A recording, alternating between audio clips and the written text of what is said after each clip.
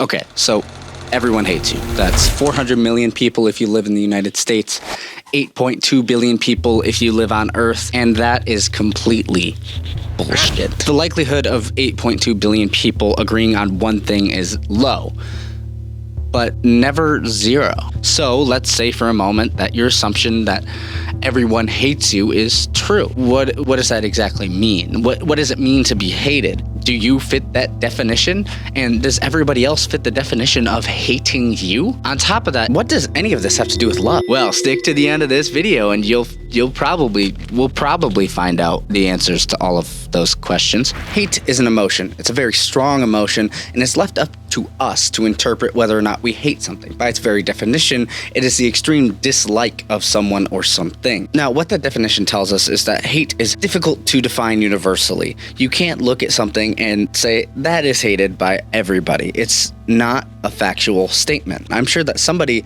adores mosquitoes. I'm sure that somebody adores doing their taxes, but in general, those things are pretty hated. I hate broccoli. I hate board games. I'd hate to bother you, but I just love your shoes. There's another side to hate where it's used as a politeness. I'd hate to interrupt you, but what do you think about that game last night? It doesn't make sense. It's such a strong feeling that we use it in everyday language to convey how we feel about something quickly, which makes it even less likely that everybody hates you, which is the point of this video after all, is that I don't think that that's even possible. The definition of hate is pretty loosey-goosey, to put it simply. It doesn't really make all that much sense. What one person might describe as hate, another person might describe as a mild annoyance. It's not something that is universal. But that doesn't help answer the question of why does everybody hate me? The reason that you clicked on this video. There's a study by UCLA that looked into why we hate people. And what they found was genuinely surprising. It's not the superficial features of somebody like their height, their weight, their smell that leads you to hating somebody, but rather how they treat you. If you are nice to somebody, you engage with them, you ask them questions about themselves, and you are genuinely interested in how you can help them, you're much more likely to not be hated. It's really as simple as that. Just engage with somebody. All throughout history, there are stories of leaders committing crimes against humanity, and they just get away with it. Even if it's just for a little bit, they have thousands of followers helping them commit these terrible acts. Why? It's because they understand what their followers want. They understand what their people want. They listen when they need to, when they can get something out of listening. They understood what their people wanted and would do whatever it takes to get that power. So what does that mean for you? Well, if you listen to people, you can become a terrifying dictator, or you can make more friends. We are all looking for a group of people to fit in, to socialize with on a deeper level. Somebody that helps us contextualize what it means to be alive. And oftentimes, in these groups, there will be an other, somebody that's not a part of this group, somebody that you need to hate in order to be accepted by this group. And if you don't hate this person or thing, well, what are you, the enemy? The answer to, does everybody actually hate me? Does everybody actually hate you? Is no. Because the definition of hate is so fluid, it is impossible to say that everybody hates you. And when you're asking that question, the real question that you should be asking is, why do I hate myself? And that's difficult, because oftentimes the reason that we hate ourselves is because our persona and our ego are not meshing together well. What we project to other people does not fit how we feel about ourselves and the world around us. Our persona is something that we put on. It's a mask that we show to the world to put on a performance for other people. Whether you want to admit that or not, it's the truth. Our ego is what we actually believe about ourselves. With famous people, and Kanye is a great example, how do we know what he's actually feeling? We don't. Is it all for show? Is he actually crazy? Probably, but we don't know. When our persona and ego are so disconnected, you start to go a little bit crazy. You just need to be alone for a little bit, gather your thoughts, figure out how you feel about something, and then turn to the world. And some people need alone time more than others. Introverts especially just need alone time. They can hate being around people except for certain people.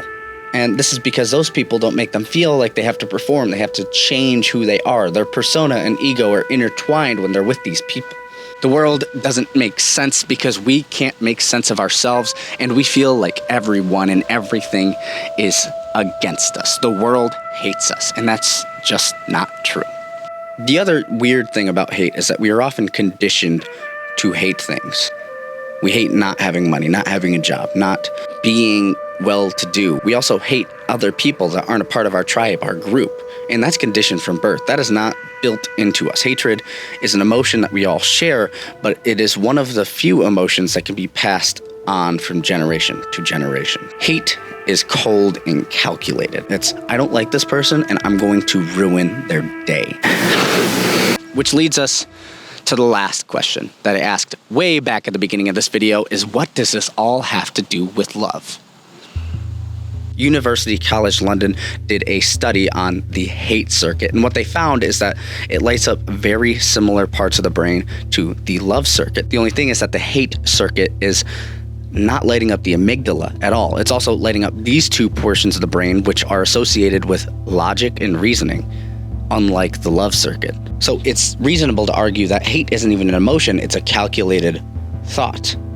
But its similarity to love makes it so strong. It's such a prevalent thought. It's an enamored feeling of dislike. It's complete and utter infatuation with the dislike of this person or thing.